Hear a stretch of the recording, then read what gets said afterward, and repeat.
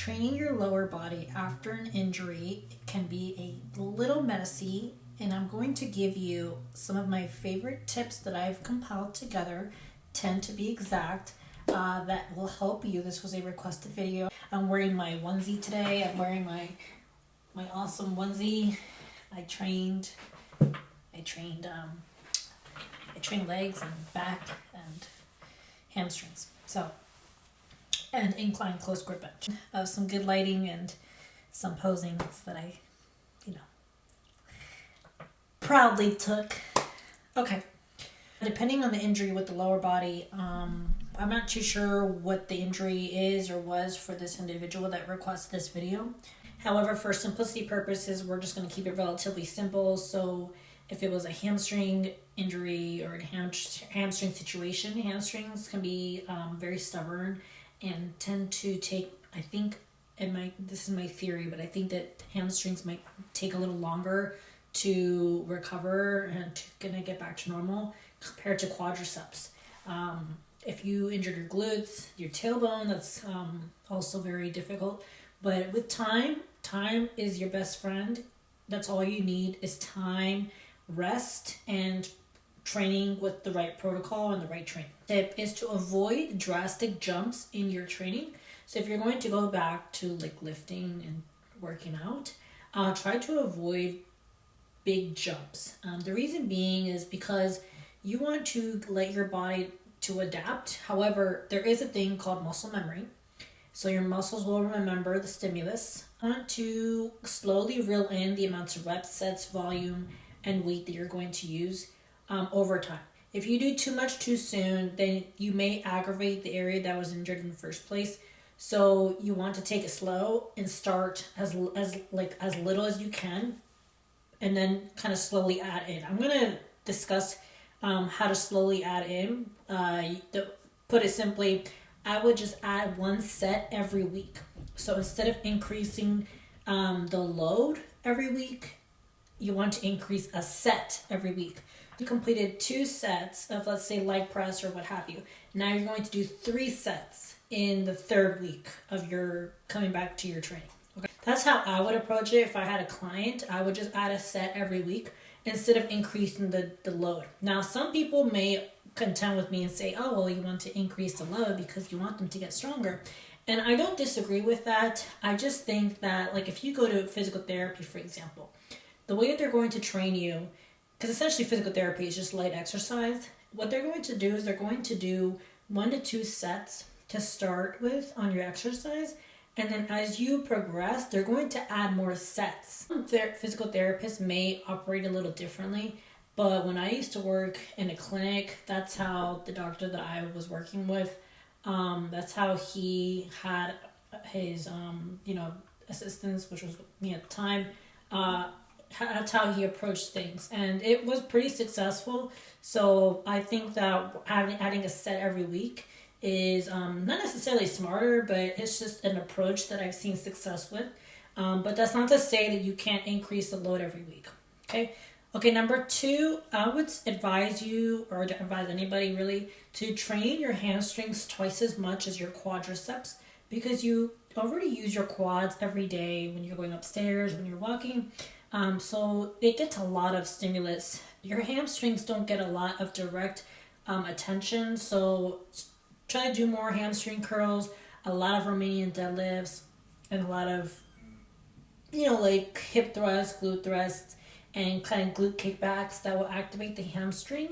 And you should be okay. Typically, people that have injuries, it's typically a ratio, like a strength ratio, like an imbalance. So typically their quads are stronger than their glutes, or they're stronger than their hamstrings, or their hip, they're stronger in hip flexion but weak in hip extension. So hip flexion is if I bring my knee to me, okay? Hip extension is if I push my knee away and I push my legs back, okay? So hip extension, hip flexion, hip extension, hip flexion. Okay, so when you do a leg press, for example, you're doing a lot of hip flexion action. So I would encourage you to start doing more hip extension exercises, pushing your legs back, forward, kind of like a glute kickback. Or you can do a reverse hyperextension. We'll get the low back and the glute muscle. 3, incorporate lateral work, okay, side to side leg work. So you'll notice in different sports, for example, in soccer, football, hockey, you're going to see a lot of these, strength and conditioning coaches, athletic trainers, and coaches training their athletes in what's called the frontal plane when you're moving side to side. And they'll have them work on a Bosu ball, train them like this, have them use bands, open up their legs. You can't see me doing it, but open your legs, come back in, open your legs. Okay, so that will strengthen the glute medius. The glute medius is the top part of your butt. And it will also help your glute maximus, which is the big muscle, but the glute medius is right here on the side, and that will help to protect your knees, okay? Believe it or not, your knee strength and knee safety and the health of your knee actually comes from your glutes and your hips. So if something is bothering you in your knees, you want to check what's going on in your hips, or even your feet, okay? But so start doing some lateral work. So you can put a band around your upper knee and just walk laterally, or just simply squat and just do lateral walking squats, or like monster walks or something. Okay, so that's number 3. Number 4, I would advise to start working out in RPE of 6 to 7. So if you watch my RPE video, I talk about what RPE is, how to decipher that. So if you do an RPE of 9, that's typically you're leaving 1 rep left in your tank, and essentially you're going to be relatively fatigued after you do that exercise if you do it at an RPE of 9.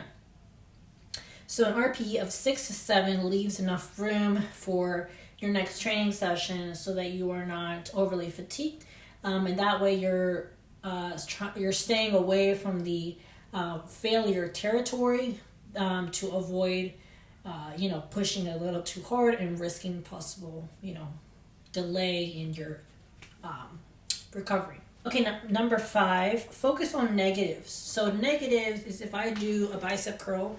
Okay, I do a bicep curl, and then 1, 2, 3, 4, 5. 1, 2, 3, 4, 5. Okay, so negatives is the lowering. It's the negative of the exercise. So in squats, for example, the negative would be the lowering, which is when you are going down. You come up, that's the positive. That's the concentric. So I would focus on, if you were my client, I would focus on eccentrics, on negatives. There is research to support that negatives and eccentrics help with recovery or injury, coming back from injury, and preventing from injury. Just do the negatives, okay? Okay, negatives, to tie into that, try to do more single leg exercises. So you can do a wall squat, wall sit, and lift one leg up. Keep one leg on the floor, lift one leg up, and then alternate. Or just do one-legged squats, try to do lunges. Anything that's one-dimensional, like one leg at a time, one limb at a time. That way you can compare both limbs and you can identify if there is an imbalance. 6 is to start doing an exercise called hip airplanes, okay? I'm going to make a video explaining how to do the hip airplane, the benefits of the hip airplane. Hip airplanes will teach you how to stabilize your hips so that you can understand how to activate those hips when you're exercising. So I will make a video, but for now you can Google hip airplanes and how to do those. Really great exercise for activating your glutes and making sure that you are using your hips.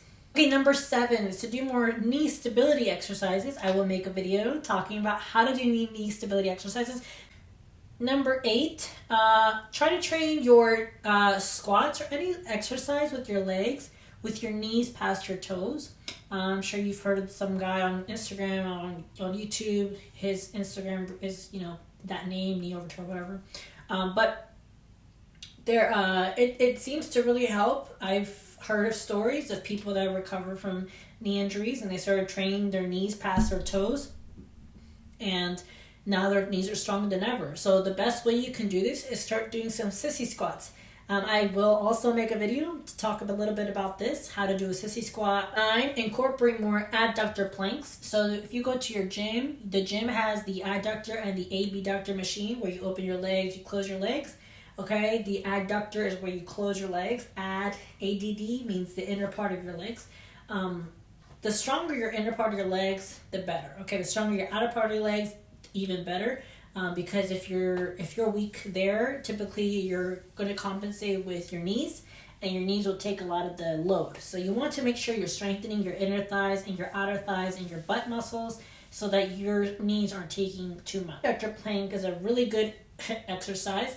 And essentially you're going in plank. I'm going to explain how to do this in a separate video, but you're going to do a plank and let your leg hang on the bench and apply the stress on the adductors. Number 10, so I actually already said this earlier, so it's to increase the sets, not the reps.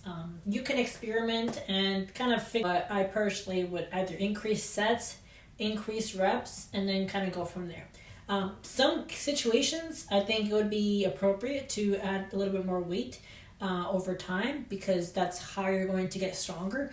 I guess I'm thinking in terms of work capacity, so which I talk about in my previous video, work capacity, so you can get 30-inch biceps. But yeah, so increase sets every week, increase, or you can increase reps, but I personally would go for increased sets. Or you can just increase the weight over time. Okay, obviously the more weight you do, the stronger you'll get. Upper body injury, relatively the same, although I'm sure there will be some exercises that I favor over others.